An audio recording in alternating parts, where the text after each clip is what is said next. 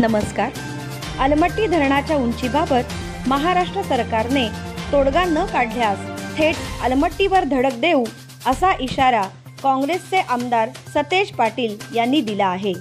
अलमट्टी धरणाच्या उंची विरोधात कोल्हापूरच्या उदगाव टोल नाका येथे सांगली कोल्हापूर मार्गावर चक्काजाम आंदोलन सर्व पक्षाच्या वतीने करण्यात आले. सुमारे 2 तास या ठिकाणी सांगली कोल्हापूर महामार्गावर चक्काजाम आंदोलन करण्यात आले. यामुळे वाहतूक विस्कळीत झाली. तर अलमट्टीच्या उंची वाढीबाबत महाराष्ट्र जलसंपदा खात्याकडून 21 मे रोजी बैठकीचे आयोजन करण्यात आले आहे. जलसंपदा मंत्री राधाकृष्ण विखे पाटील यांच्या अध्यक्षतेखाली ही बैठक पार पडणार आहे.